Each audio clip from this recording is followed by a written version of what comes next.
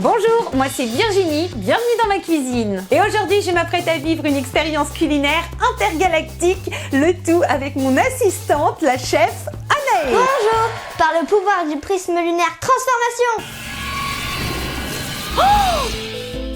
Mais on est trop bien comme ça. Et bah c'est super parce qu'aujourd'hui on va cuisiner le gâteau Goutte d'eau, une pâtisserie très originale inventée par le chef Darren Wong. Il a trouvé son inspiration en regardant le dessin animé Mille et une pattes parce qu'une fourmi s'attaquait à une goutte d'eau.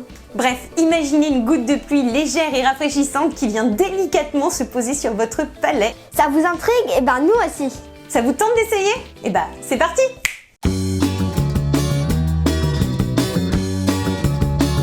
Pour réaliser un gâteau goutte d'eau, voici les ingrédients de base. Il vous faudra de l'eau de source, du sucre, de l'agar-agar. Dans cette vidéo, on fera aussi quelques essais avec des fruits. Et pour tester le tout, on utilisera un peu de sirop d'érable et pourquoi pas des petites noisettes. C'est parti! Et on commence tout de suite notre recette de gâteau goutte d'eau, plus connue en japonais sous le nom de Mizu Chicken Mochi, en ajoutant dans une casserole froide les 4 g d'agar-agar. Si vous vous demandez ce qu'est l'agar-agar, c'est un gélifiant végétal à base d'algues.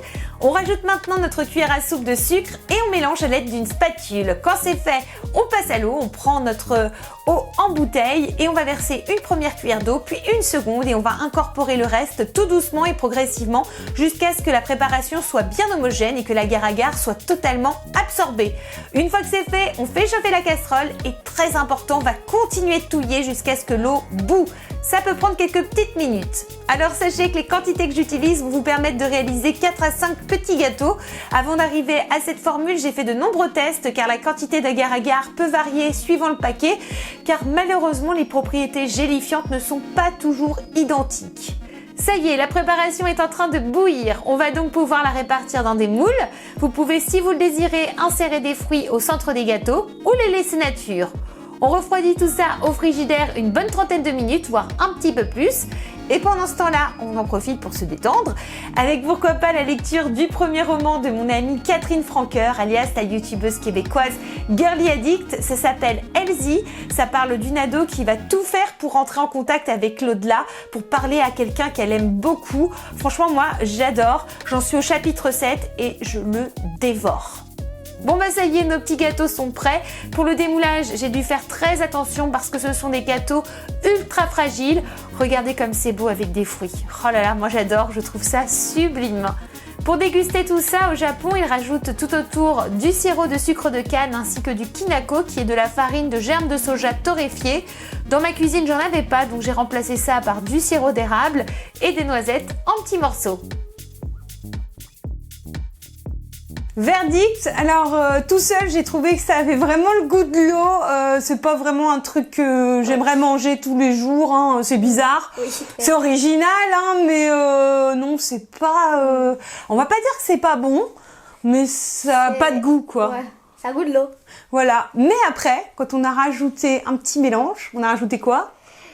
Des noisettes. Et du sirop d'érable, alors là...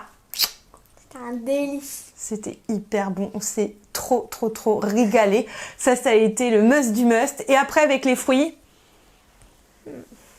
ouais, on a trouvé ça moyen. C'était pas... Ça avait le goût des fruits. Voilà, mais le fruit tout seul nous allait bien. En tout cas, on était assez d'accord sur ce qu'on ressentait quand on mangeait ce gâteau. Après, c'est vrai que c'est un gâteau qui est très joli esthétiquement. Oui. Là, on en a encore 3, hein, on va pouvoir se régaler. Hein. Mais nous, on l'a préparé vraiment au sirop d'érable et aux noisettes. Voilà, j'espère que cette vidéo vous aura plu. On vous fait des tonnes de gros bisous. N'hésitez pas à aller faire un petit tour du côté de la chaîne d'Anaë. Ça s'appelle comment? Rainbow Anna. Et qu'est-ce qu'il y a sur Rainbow Anna? Il y a des interviews, il y a des challenges, il y a plein de choses super cool. Donc je vous mets toutes les infos en barre de description ainsi que dans le petit i. Et puis bah n'hésitez pas à mettre une tonne de pouces en l'air. Et je vous dis à très vite pour de nouvelles aventures. Ciao!